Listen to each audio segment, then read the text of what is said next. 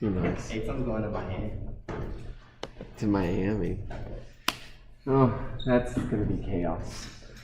Hello, my wonderful class. So today we're just gonna go through an overview of this week and the last 3 weeks, so 4 weeks total.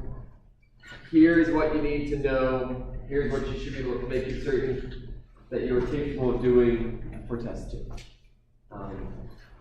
So it's just going to be kind of a slide per week. We'll go through it. If you have any questions, comments, concerns, I'll make certain to do my best to kind of cover all the things. And then we finish early because it's not like, maybe I'll throw a problem or two, or you are paying me, so I'll make certain that time is well used. But let's go ahead. So test 2 is printed. I need to actually go pick it up. I think one of the first thing we'll kind of look at, and I may just copy and paste this into a slide. What equations do you need for this test? So, not surprisingly, it's all the equations since test 1. Shocking. Some of the stuff from test 1 actually didn't have that many equations. It was just kind of kinematics and forces. So since then, energy, momentum, and oscillators and gravity. Oscillators and gravity are kind of the smallest chunk. Energy and momentum is 80%, if not more, of the test. Energy and momentum. The harmonic oscillators is a little bit, universal gravity is a little bit. But I can straight up tell you the free response questions, they're all based around energy and momentum. The free response questions are all based around energy and momentum. One of the problems for the free response, all energy. One of the questions for the free response, all momentum. One of the questions, the last question, is a combination of energy and momentum. Kind of simple. You can kind of approach it either way. So, that's really what you all want to make certain you're good at. Conservation momentum, work, we'll get through it. But anything to do with energy momentum, that is the priority. You should definitely look at oscillators. You should definitely look at universal gravity. So, the first week we covered work and kinetic energy. So we introduced the idea of energy. And we basically said it's made up. Like, what is energy? What a great question. Energy is so hard to define because it kind of loops back on itself. Energy is something mathematically that's conserved in the universe. It's weird. Everything has energy. There's a set amount of it in the universe. You can change it from one type to the other. But energy is this made up thing that mathematically, if you define the discovered types of energies correctly, the starting energy equals the ending energy of the system that you care about, assuming all the energy doesn't leave the system. But the energy of the entire universe is the same. So, it's very weird. I wish I had a nicer definition of energy. I could say hey, here's what energy is. But you can't observe it. If you can't observe it, it's kind of one of the, it's made up. It's made up. Work is also, what is work? Work is how much energy you gain or lose. Transfer of energy. Work is how much energy is gained or lost. Positive if gained, negative if lost. If you gain energy, we call that positive work. If you lose energy, we call that negative work. It's kind of probably not the most technically precise, but it's pretty good. It gives you a good sense of what work is and also kind of how to use it and understand it. Work is then also defined as, and this is where I'm going to go back and forth to the formula sheet because typing these things is a great time. And look at that. I even put in the formula sheet as the change in energy, how much energy you gained or lose. So the change in energy is the work done, and that is equal to the integral of the force dot the distance. Now, you are only going to do this integral if I give you the function. if I say f of x equals 4, so I'll just write that off to the side. You only need to do this integral if I say find the work.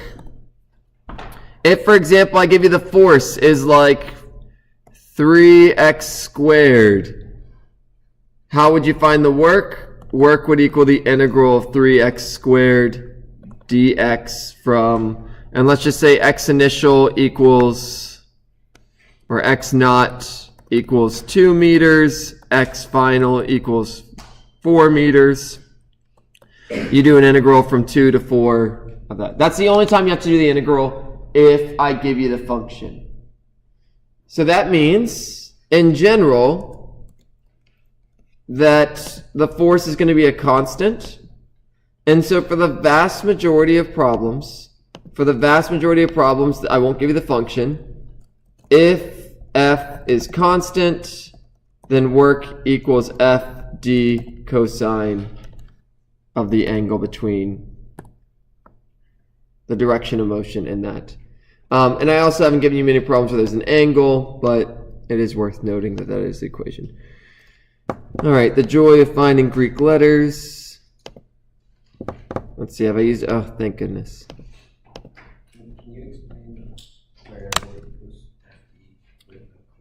Yeah, where does that come from? Yeah, so it comes, that's a great question. So where did this simplification come from? So if f is constant, f gets pulled out, and then the integral of dr will just be how far you go, which is d. And actually, you know what, let's maybe write this a little differently. The magnitude of f times the magnitude of dr times, so the dot product, that's the way of writing the dot product.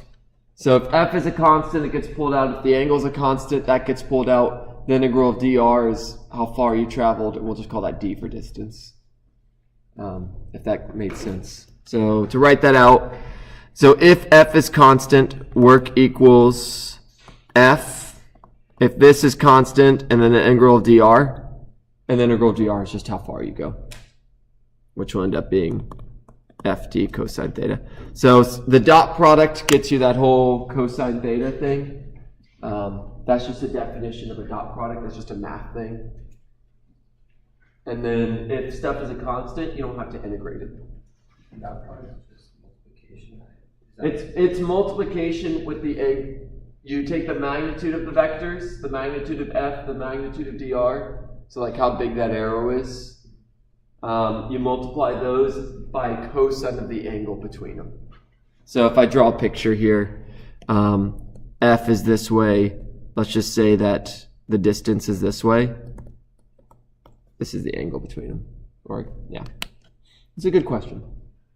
And there's a couple problems where I said, you're pulling something at an angle of 30 degrees, a certain distance, find the work done.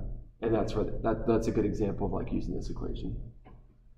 Okay, so we said work is how much energy you gain or lose. We said you could calculate the work done by multiplying, again, for most cases, for constant force, Fd cosine theta. We then introduced kinetic energy.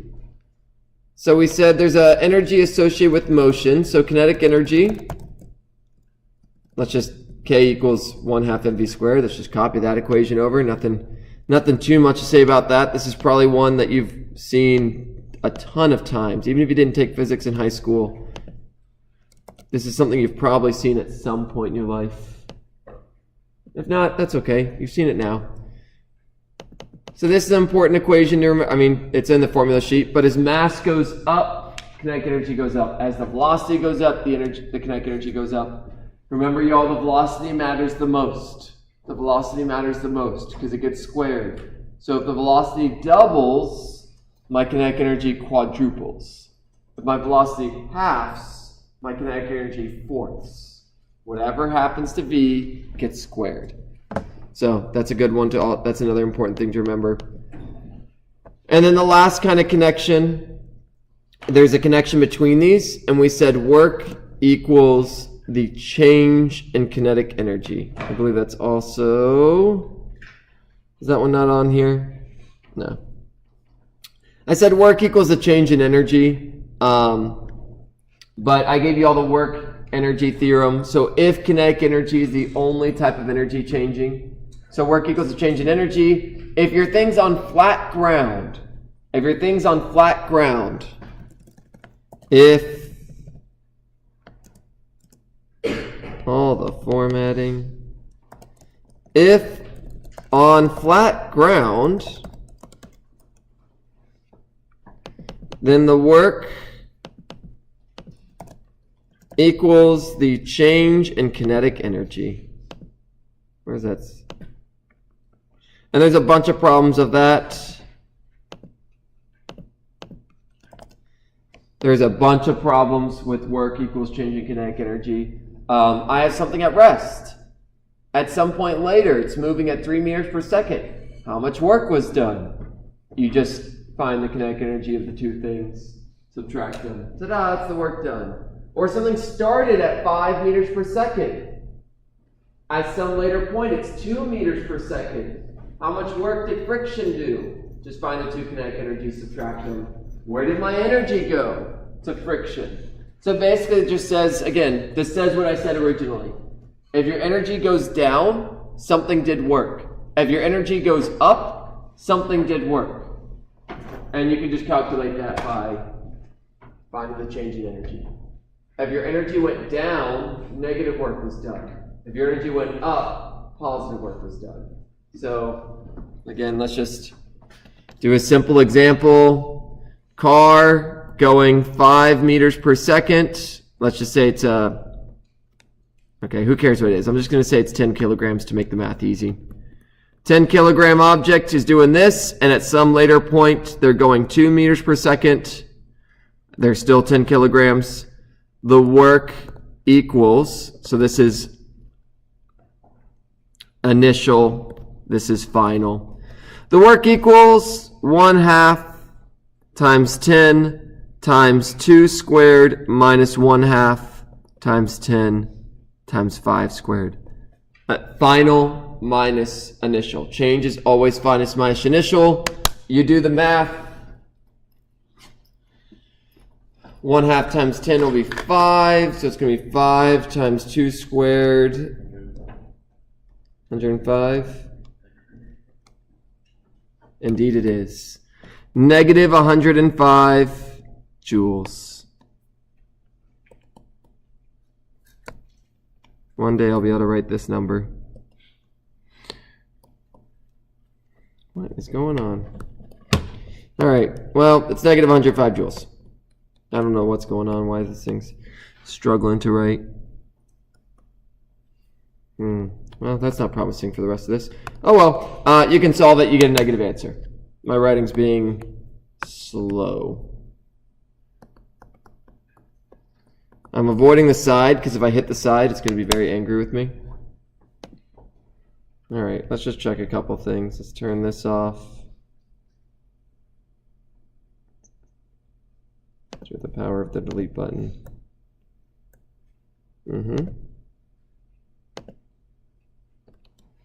No idea if that's why. Maybe.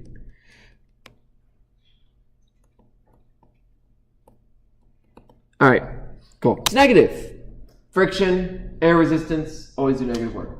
So this was our first week, and probably the weirdest work, energy, all that kind of stuff, kind of some of the trickiest stuff to understand that we did. But the really cool thing is the next week was just showing, hey, you can solve these problems a different way. The one thing you all need from this, for sure, is the equation for work. You do need to know the equation for, it's on the formula sheet. You need to be able to calculate work given a force, given a distance. Everything here at the end, this whole work and change in energy, that actually can be solved a little bit more simply with conservation of energy. So conservation of energy was the next week. And who knows, maybe in future, if I teach this class in future years, I'll do conservation of energy first, then work. I don't know. I taught it the way it's traditionally taught, but the reality is conservation of energy is the bee's knees. In my opinion, it's easier. Really straightforward. Energy initial equals energy final. That is what conservation of energy says. The energy I start with is the energy I end with. Now, we tend to add up in this equation, we tend to only put conservative forces. Or that was a whole thing, conservative. So conservative forces. I don't think they're called conservative energies.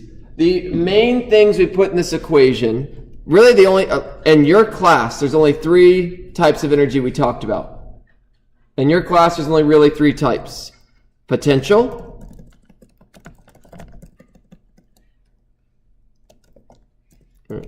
potential energy, kinetic energy, and I need to clarify because there's gravitational potential energy, there's elastic potential energy, and there's kinetic energy. So elastic potential energy was for a spring, so that was 1/2 kx squared. Gravitational potential energy was just mgh. So U for potential, U for potential, but it's a spring, so we put an S next to it. I guess you could put an E if you want it to be elastic. And then, yeah, kinetic energy is just the classic 1/2 kx squared. All right, so assuming these are your energies that are present, there is way more types of energy than this. So many types. Chemical energy, nuclear energy, heat energy, thermal energy, heat thermal, same thing, yeah. You wrote mechanics. Oh, what did I? Kinetic. Oh, thank you. Yeah, that was the same. Thank you. Yeah, I did the opposite on the formula sheet at some point. Or maybe I did it there. Yeah, mv squared. Thank you. Good catch. There's way more types of energy than this. And depending on what classes you go into, you will discover those types of energies when you get there. These are the easiest ones to calculate, honestly. I say the easiest to calculate. These are all the ones having to do with motion and position. In a hand-wavy kind of way. So that's why they're the ones we talk about in this class.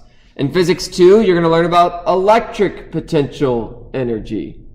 You may or may not learn about the energy in a magnetic field. Probably not. You're going to learn that light has energy. That has its own equation. Each one has its own equation based on what topic you're in. Anywho, so these ones super easy to account for. You literally say what's in the beginning, what types of energy do I have in the beginning? Set up the left side. What types of energy do I have at the end? Set up the right side. Set them equal to each other, solve, plug and chug. Now, if friction / air resistance is present, it will do work. In fact, it'll do work. Let's just put it that way. It's going to take away energy. It's going to be negative work. To that end,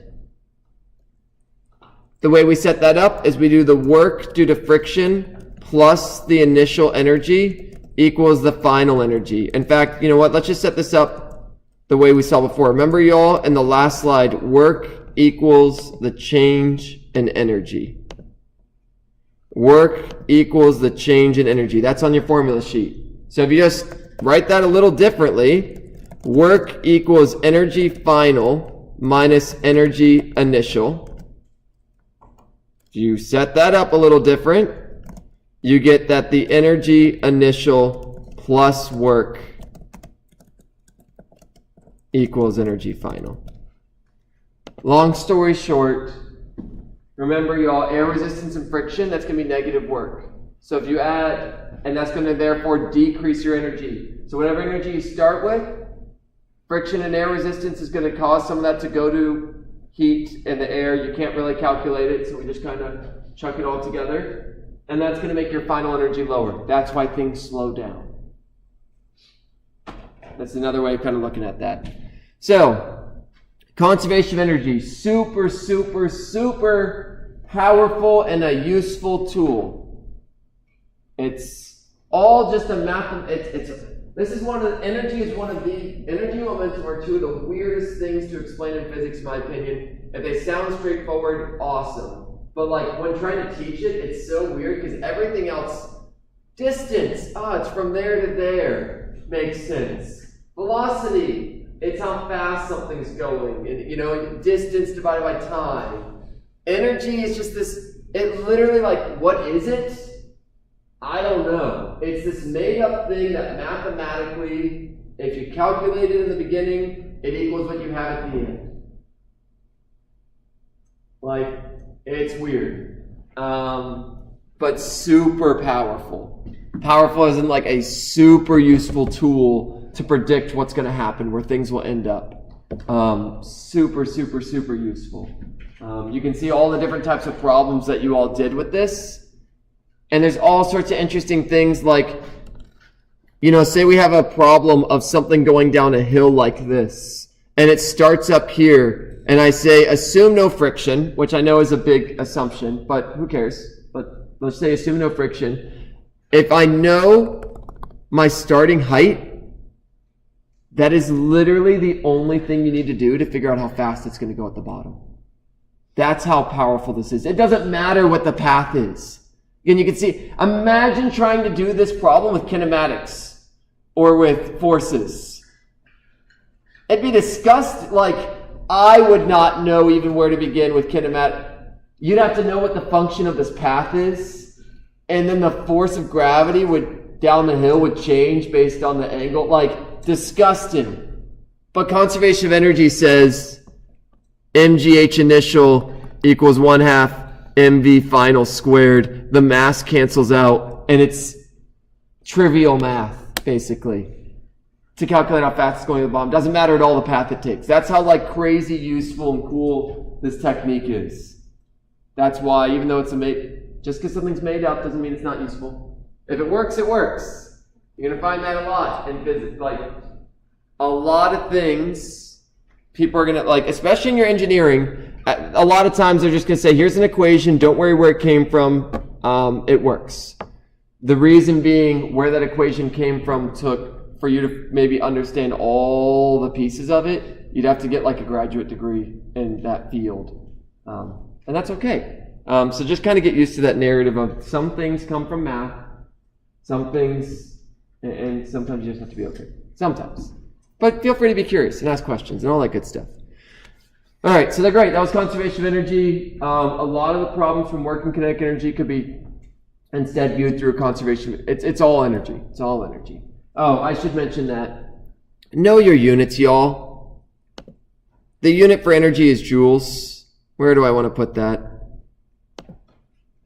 Sure, we'll chuck it here. The unit for energy is joules. Silly, but it's the only new variable that got introduced. Work, transfer of energy, joules. Kinetic energy, joules. Potential energy due to gravity, joules. Potential energy due to a spring, joules. It's all joules. Ooh, there's one last thing. One last thing that's also here is power. Power is the energy used/output per second, i.e. P equals W divided by T. Work done over time. I say used/output, again, positive or negative. Are you adding energy or are you losing energy? That's going to determine whatever the sign of work is, that's going to be a sign of power. Assuming you're going forward in time, which is what I recommend. All right. 2 weeks done. Energy. Very, very important. Make certain you all can do. There is so many. The conservation of energy section is literally just setting up conservation of energy a million times. Once you've done it a couple times, they get real easy. And conservation of energy is one of those either you can do it or you can't kind of things. So work through them, try them out, but it's very recipe based. What's in the beginning, what's at the end, do it to it. All right, next we got into momentum. Now momentum, at least I can have a kind of made up definition for it, how hard it is to stop something. Totally a made up definition that just helps me have a sense of what it is. the reality is momentum is also just a math thing that was made up, that is conserved. So momentum, P, it's P. I forgot why, there was a reason. P equals mv. That's momentum of an object, of a single object. If you have a bunch of objects, P net equals P or M1V1 plus M2V2 plus M3V3. However many objects you have, they each get their own momentum and get to have a fun time. Nope, there's a 3 for some reason. Great, let's just copy and paste that. However many objects you have 10 objects, add them all up. Am I going to give you 10 objects in the test? No, that'd be awful. Why would I do that? That has little benefit. Plus ... however many you have. Alright. So momentum, bam, that's what it is. M times V. Do not mix up momentum and kinetic energy. Kinetic energy is 1/2 mv squared. Momentum is mv. May seem simple, like, how would I mix this up? If things look similar, people will mix them up. It's happened in your life many a times. You've accidentally grabbed someone else's backpack, or someone else's water bottle, or someone else's key, whatever. Welcome to being a human. If things look similar, you may mix them up. 2 people, you may think that looks like someone else, and it's whatever. Just be careful. Just be careful. This is one of those things that people mix up, so I'm letting you know that's a common mistake. If you're more conscious of it, you tend to be less likely to make said mistake. Alright, momentum is conserved. Always. This is the really, really cool thing about momentum. Momentum is conserved always, assuming no external forces. Whatever. I'm not going to give you a problem with external forces acting on it. Momentum is conserved it's conserved always if there is a collision or separation. Use conservation of momentum. That is not only true of this class, that's basically true of like any class you take. If things hit each other, you use momentum. That's just like, because it works. You don't have to worry about the energy that's lost in the collision. It doesn't matter. It doesn't matter if the things squish or if they don't squish at all and bounce right off each other, if they get stuck together, or if one of them breaks into a million pieces, or it doesn't matter what happens. The momentum is conserved, and it's, again, super, super powerful. Like, such a useful concept. Lets you understand anything that hits anything. Yeah. That's inelastic collision, right? Doesn't matter. It's elastic. Yeah. Always. Yeah, so I'm going to give there's the 3 cases. So, how much of a pain is this going to be, right? Let's see. So for elastic, let's just write the 3 examples. If 2 objects, here's the 3 scenarios. Elastic. So if I have 2 objects, elastic M1V1 initial plus M2V2 initial equals M1V1 final plus M2V2 final. So if 2 elastic, they perfectly bounce off each other. Energy is conserved. That's what an elastic collision means. Energy is conserved. And they bounce off each other. Inelastic, they get stuck together. Stuck together. Bounce off each other. E conserved. It's a nice thing to remember. So they get stuck together. Remember that they now have the same velocity because they're stuck together. These equations are not given on the test. If you want to put them on a note card, feel free. But if you have 3 objects, it ain't going to work. But I'm just giving you all these as a reference. But the hope is that you can set these up yourself. All this says is the momentum in the beginning equals the momentum at the end. So if they bounce off each other, two objects each have their own momentum. At the end, two objects each have their own momentum. Yeah. If there's three, it's just like add an M. Exactly. Yeah. If there's three of them, M1v1 plus M2v2 plus M3v3, 5 of them, keep going. Yeah. And that's exactly it. I'm not doing anything fancy here. These should technically be initials. It's just the sum of momentum initial equals the sum of momentum final. That's all I'm doing here. Add up all your beginning momentums, equal them to all your final ones. And it gets so powerful. Momentum is such a cool thing, and again, momentum and energy are both just really cool in that they just work. They just work. Which, it's kind of like, well, of course they work. It's physics, but it's not, it's like math. It's just like from a math observation. It's one of those things that's just like someone realized that this stuff happens, but it was kind of hidden. You had to have the math to figure out these things. Without math, we wouldn't have been able to realize this. That's the kind of cool thing here.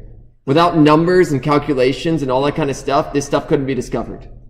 You can't just look at something and tell that this is happening. All right, so separation, I don't break apart. I mean, just another synonym for separation. It's the exact opposite of this one. They start together and they split up. So take an inelastic and do the opposite. All right. Now, something I'm kind of leaving out here that I'm now going to put in all bold, all caps. Momentum is a vector. You have to break into X and Y components. And also spell components right. So when doing these problems, in fact, this little guy here, let's go ahead and show you. So this in reality is the sum of momentums initially in the X equals the sum of momentums initially or finally in the X. And the sum of momentums initially in the Y equals the sum of momentums final in the Y. X and Y are separate. I previously got a question of could we just do the magnitudes? I don't think so, because we're adding vectors, and to add vectors, if they're in vector component form, then you're kind of doing that. But yeah, no matter what, you have to break them into X and Y, because they're vectors. You're not allowed to add Y components to X components. I mean, you can do it if you want, you'll get the wrong answer. You can do whatever you want in life, doesn't mean it's right. If you want to get the right answer, you have to break into X and Y. And at the end, remember y'all, that the magnitude of P will equal the square root of Px squared plus Py squared. Don't forget how to add your vectors, y'all. Do not forget how to recombine them back together. This is a skill that is very, very, very, very important for you all to remember, is how to handle vectors. You have to break them into components, and then at the end, if I say what's the magnitude, you got to bring them back together. Do not just add the X and Y. Never add X and Y's together unless you square them and then square root it afterwards. All right. So just like that, that's 3 weeks. Again, this is the critical stuff. Momentum and conservation of energy. If you're like, what do I make certain I know? Momentum and conservation of energy. Momentum there's one more thing, and it's not going to fit on here, so let me just make a slide real quick. So momentum, conservation of momentum, that's kind of all here. There's one last thing you also need to know with momentum. One last equation.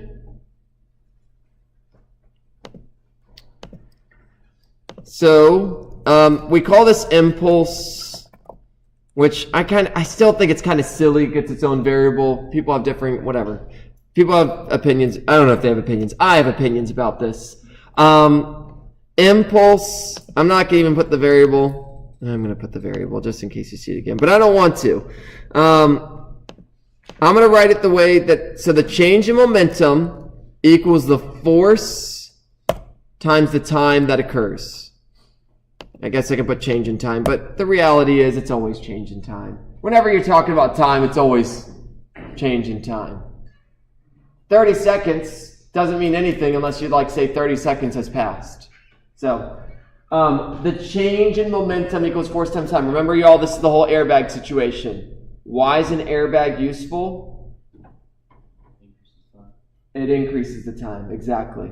Your change in momentum when you run into a wall is the same no matter what, assuming you don't bounce off the wall. If you run into that wall in my room, you're moving and then you're not moving. It doesn't matter how fast that happens. Your change in momentum is a constant. But if the T goes up, if the left side is a constant, let's just make up numbers. Let's just say change in P equals 10 kilograms meters per second. That's the unit for momentum. The unit for momentum literally comes from the math. I guess I should put that somewhere, just in case. Unit for momentum, you can derive it yourself, equals kilograms times meters divided by seconds. It's literally mass times velocity. Kilograms is mass, meters per second is velocity. But now it's there. Anyway, your change in momentum is 10 kilograms meters per second. If you hit it in 2 seconds, what's your force? If you hit it in 1 second, what's your force? Quick maths. Let's just call this F1 and F2. F1 equals 5 newtons. In the second case, F2 equals 10 newtons. Look at that. If you double the time, the force gets halved. Fantastic. If you can also reduce your initial velocity, that also helps, hence speed limits, all that jazz. Look at all these safety things. Oh gosh, you had a high schooler tell me he drives over 100 miles per hour regularly. I'm just like, it's terrible. Don't drive over 100 miles per hour. You all know the kinematics now. You could do the math. For given the maximum braking acceleration, you can calculate how long it takes or how far a car will skid to go from 100 miles per hour to 0, and it's a scary distance. Longer by far than the length of this room. By far. Meaning if anything happens in front of you, you will not stop until after that wall, no matter how hard you hit. The brakes can only slow you down so fast. So, I hope so. Genuinely, I do, for other people's sake and his own. But yeah, this is the last thing I need to mention. So, change in momentum. It's called impulse. The variable for impulse is J. But impulse is literally defined as a change in momentum, so why even give it a variable? I don't know. That's technically the variable for impulse. Impulse is defined as the change in momentum. So this delta P, you could call it J if you want. I think it's a little silly. I will not ask you to calculate. I will not say find the impulse, because the impulse tells you nothing. The change in momentum kind of tells you something. The force tells you something. The time tells you something. Impulse is only useful to calculate the other things. Whatever. That's my opinions on it. I was talking to one of the high school physics teachers about it. It's gone. If you see J in the future, that's what it is. It's change in momentum. Okay. Let's double, triple check that I've covered everything up to this point. So look, we got kinetic energy, we got our work, we got our power equals the change in work over time. Technically a derivative. You can only take the derivative if I gave you a function for it that with respect to time. Probably won't do that. Energy is mgh, energy, great. Momentum, great. F equals dp dt. That's the exact same equation, just written a different way. It's really good to note, y'all, this is what I'm giving you on the test because this is the formal definitions. What I'm giving you in the PowerPoint is kind of functionally what it looks like in this class. But in the formula sheet, this is the more official, jargon accurate equations. Let's put it that way. And then, yeah, you can see here, change of momentum equals, oh look, there's a J, equals the integral of force with respect to time. Any problem I give you, I am not going to give you will I give you a force that's a function of time? No. I'm not going to give you a force that's a function of time. Promise you. If you did, you would just integrate it, but that's extra work that doesn't really do too much. Anywho, all right. Any questions on momentum, energy? It's the most important stuff, so I'm willing to spend time on it. Yeah. I'm sorry. No, that's fine. F net equals dp over dt. This and this are the same thing. If you just rearrange this equation, it's a good question. So, these two equations, kind of they're the same thing. Yep. If you multiply the dt over and then you integrate it to get dp back to p, yeah, you get that. It's a good question. Yeah. You mentioned that work is equal to the change in energy, which obviously makes sense. But there was also another slide, something W equals negative. Work equals the negative change in potential. Yeah. So that comes from. It comes from the conservation of energy thing. Don't worry about it. If you need something like that, it's one of those. It's not on here for a reason because you don't need to worry about it. Yeah. You can kind of figure it out mathematically yourself if you needed to. Yeah, that's a good question. So the question was work equals negative change in potential. That is true. It's kind of like work equals change in kinetic though. Work equals positive change in kinetic. At the end of the day, just remember that work equals a change in energy. Remember that work equals a change in energy. That covers both of them. That covers work equals change in kinetic. That covers work equals negative change in gravitational potential. You can kind of prove that for yourself by doing a couple problems if you need to. All right. Last thing, y'all. It was gravity. I'll give universal gravity. I'll give universal gravity its own slide. I'll give oscillators their own slide. So universal gravity just boiled down to one equation. Really all we did, I guess technically you could argue there's two, and I'll put them both here. The force of gravity between any two objects, you and anyone in this room, a speck of dust in the earth, the sun and the earth, any two objects in this universe, this is the equation for it. And this is not an approximation. This is literally the equation for it. There's no, they're assuming they're point masses, but I think even if they're not, it doesn't matter. Yeah, as long as they're spherical, it's fine. Which I guess nothing's perfectly spherical. Yeah, close enough. Yeah, as long as there's any two objects, center of mass. I'll draw a picture of this to show you what the variables represent. So if you got object 1 and you got object 2, mass 1, mass 2, the distance is between the centers of the objects. That's one thing to keep in mind. I'm not going to try to trick you with that, but it is important to know. 2, the distance is squared. The distance is squared. People all the time love to forget to square the distance. Anytime there's a thing that's squared, people like to forget it. So just keep that in mind. The distance is squared. So we got this equation. We then also know that F equals ma. So with that in mind, just cancel out one of the m's. So therefore, A, due to gravity, is this entire equation. Just copy and pasting it. Replace this with an A. Get rid of one of the m's. I don't care. We'll keep m1.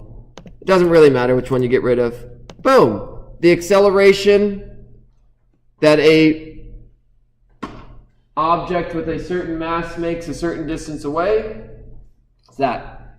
If you want to calculate the value of 9.8, put the mass of Earth, put the radius of Earth, and you'll get the 9.8 on the surface. And that's specifically on the surface. And then the last thing we did is we said things go in circles. Things orbit in circles. Therefore, they experience a centripetal force. And so the summary of that, just to keep things moving, Fc equaled mv squared over r. Fc equals all the forces pointed towards the center. So long story short, mv squared over r equals, I don't have to add an m, that's fine. Boom, boom, boom. mv squared over r equals the gravity for anything going in an orbit. So we did a couple problems with that. And let's make all of that a nice, consistent font size. All right.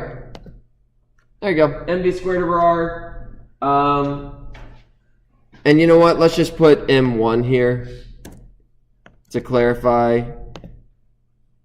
And I'll clarify which one's which. M1. If you put it as M1, M1 is the object orbiting the other object. Technically, they're both orbiting this. I'm vastly simplifying things here. We're making one object really, really big, and we're saying the other one's much smaller. So we're going to say one is orbiting the other. Technically, they orbit the center of mass between the two objects. Don't worry about that. Don't worry about that. For your all's case, let's just pretend like one of them is stationary and the other one's orbiting it, because that's how most orbits look. That's what they approximate down to.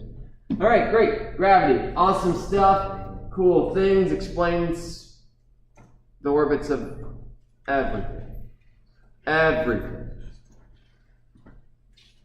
And the universe. So, super, super important. And then last, harmonic oscillators.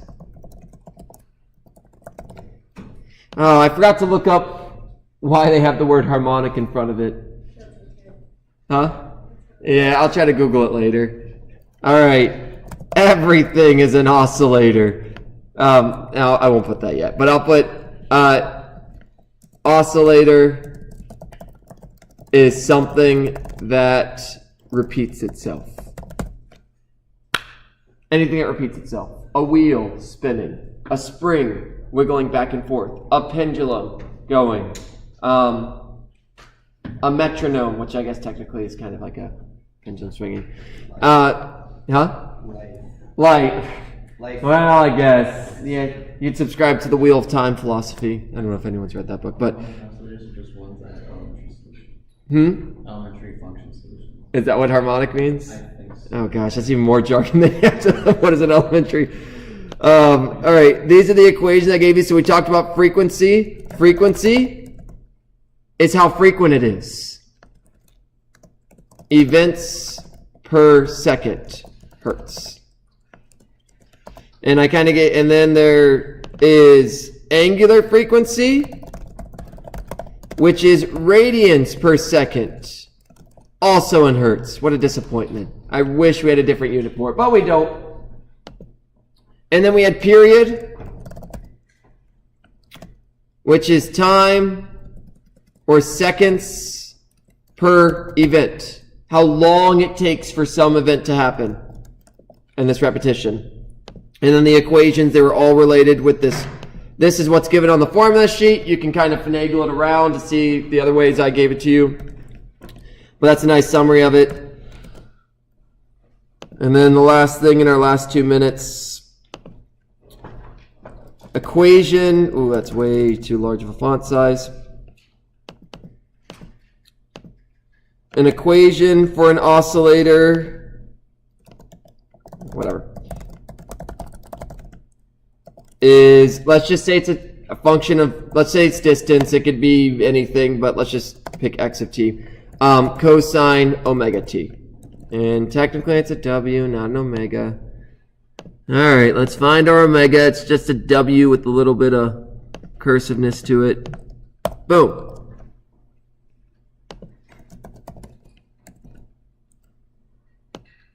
And we'll put these symbols here as well. Frequency is F. Period is T. All right, this should not, there's not a reason for this being all excitable. It's not any more exciting than the rest, as far as what you need to know. And then we had specifically for pendulum, we had an equation. For spring, we had an equation, and that'll be it. Wow, this took longer than I thought, but we made it. Boom, there's that one. Totally, it's gonna copy and paste and not fail me.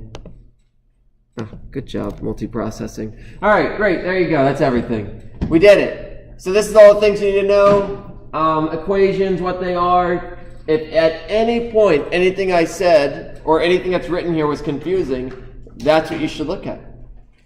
That's kind of the technique. And this will be posted on web courses, files tab, test 2, code test 2 review. Yeah. Yeah, so if we said oscillator, if we wanted to describe something that was oscillating in the x direction, I chose x, I could have chosen like anything as a function of time. We'll leave it as x, but it could be anything. It could be anything as a function. Anything that repetitive motion, a cosine omega t. I picked position because it's the easiest. I couldn't think of how to make it a general function because if I put f, you'll think it's frequency. If I put g, you'll think it's gravity. Unfortunately, all our letters mean things now, so any letter I chose, I'd run into the same problem. It's a good question, but let's just pick position and call it simple. Yeah.